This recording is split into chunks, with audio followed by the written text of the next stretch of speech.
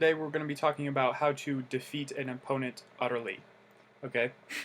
That's kind of a sensational title.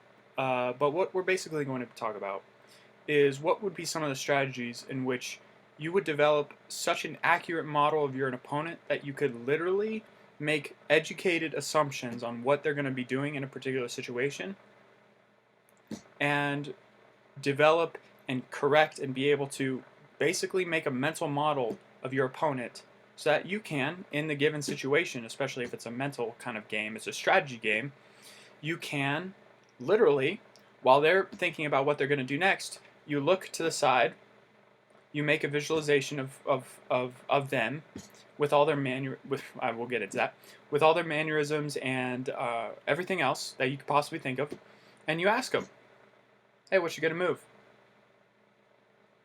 And you think about it, and they're probably going to say something like this, something in lines to that. Now, the more information we can grab, the more mannerisms that we study, the more detail that we study our opponent, the better our mental model, the more that we can project future assumptions into the future, and defeat them. Perfect. Let's get into it. So the first one is that, first of all, let's assume that they're in front of you. Cool. You watch how they walk. Okay, because we're basically making a mental model so we can visualize them in our head and ask them questions. Cool. We use our visualization technique. We study all their mannerisms. How do they sit? How do they stand? How do they stand up? How do they walk? How do they run? What do they look like when they're stressed out? Can you make a visualization of every single emotion that they've expressed towards you, or they've expressed and you've seen, right? If you had to conceptualize what it would look like if their face made an angry face, or a happy face, or a surprised face, or a sad, they were super sad. Can you imagine them? What would they look like if they started to cry? All these things, if you make these assumptions and then all of a sudden you see that your model was correct, you got it. So that's how you judge. Now, so emotions, face, mannerisms, all that stuff. Then what we do is that we make a close personal bond. And how do we do that? Well, we use the mental model using, hey, I was curious, and then you start engaging in the three magic questions, which the three magic questions are occasion, location, occupation, that kind of stuff. Things that you're doing at the moment. You're like, hey, how's it going? You know, what brings you here? You know, what do you think about the band? What do you think about this? What do you think about that? Surface level stuff. Next one, you get into passion. You get into the things that really light them up. You know, when people talk about their job, they're like, oh, I love my job. But when I, go home and I hit that racquetball court, it's just something totally changes. There it is. That's what you ask. You don't ask about their crap job. No. You ask about the racquetball. You ask about what makes them, like that, right? And then after that, boom, then you have something to talk about, and then you get more and more, because they'll want to get more information about that because they love it so much, they want to share it with you. And so we just go one step further, and then we're just learning their mental model, right, of how they can see the world. And then the next step is childhood experiences, positive childhood experiences. So basically we go from their passions to their childhood experiences, basically doing an age regression in terms of if you want to consider psychotherapy or whatever. And basically as they're recounting the games that they played, the friends that they hung out with, the great wonderful times that they were doing, and if it goes negative, you always bring it back to positive, because guess what? This is going to be cool.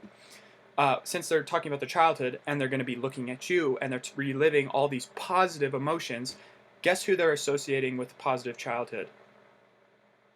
You. Okay? So you go occupation, floaty stuff. Passion really gets them up in the morning, their goals, their missions, their stuff, and then their childhood wraps it all together. And yeah. And then you can also develop the mental muscles, the principles behind what they're doing and how they do it. So imagine if somebody somebody was bullied when they were a kid, and the most popular person organized the whole entire group against them all the time. Well, you could probably project that in the future. That's what's called content-free meta model, right? Content-free, what would be called content-free psychotherapy. So basically, you extract the model from the situations that they remember, the ones that were most emotional, right? So with that, then you're like, okay, then you can project that in the future. So if there's a certain element in their childhood that they tell you because they want to tell you, they want to do that stuff, and you're looking for information, you're gathering as much information, right? Because the more information you have, the more accurate your model. You're trying to defeat your opponent, right? This now the cool thing about this is that's not just your opponent. You can get your best friend. You can have great friendships and great camaraderie with people if you get to this level, right? You're not trying to beat them. You're just trying to, see what they love, see what their strengths are, and then you're trying. If you have a group or a collective or a passion that you want to bring them in on, you will put them in the best possible spot because you'll know them, not because you're guessing. Okay, but if we're defeating an opponent here, we'll be a little bit more aggressive. Okay, so we have the mannerisms, emotions, everything about their life, everything. Study everything that you can get your hands on, because you're defeating an opponent, right? If this was in between you and this was your competitor, and this is you, who's gonna win? Okay, not of course there's plenty for everybody. I'm not going to say that there's scarcity out there, which there is, and but do you have to live that? Probably not. But if it was somebody versus you, and that was the only option you had, well, you'd probably invest some time in learning how to defeat them. So let's just continue on. So mannerism, every information that you can get their hands on, everything that seems useless. If you can extract a principle from it, it's useful. It's very useful. And you have the meta model to ask questions. You have the softeners of I was curious. You're your best friend. You're right there. And then when game time comes, you have all the information, all the things that they see in the future, guessing. Then you can start making that visualization of the other person, of what they're going to do, what their game plan is, and then you're training your gut feeling to correlate with all the information together, and you comprise it into a double ganger in terms of a visualization that will tell you all because your mind works on different levels, right? You have the conscious thought, which is just blah blah blah blah blah blah blah blah blah, just all the time, talking to yourself, right?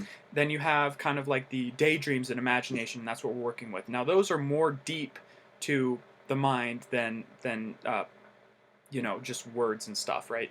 you know the emotional and fight or flight. So if we make a visualization, it's a little bit more powerful. It helps the subconscious mind talk. You give the subconscious a puppet to speak all the information that you've already put in it. It's implied learning. That's what intuition is, and we already talked to that. And so, yeah, you get all that together.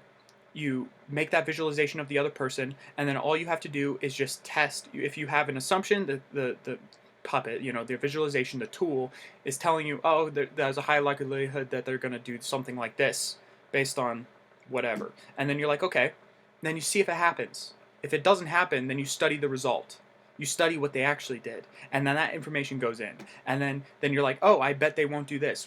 That information goes in. Hey, I think they're going to walk across the room. How are they going to walk? And then you have a visualization, and then they match it perfectly. And that's how you know that your assumptions are correct. So when push comes to shove, and there's that one crucial moment when it's you versus them, and you have to crush it, you're not just going to have your logic, your reason, your evidence, your ability to process things, your just yourself. You're going to have all the assumptions lined up, ready to go, that you can see ahead of them because you know them better than they know themselves. And that's how you defeat an opponent.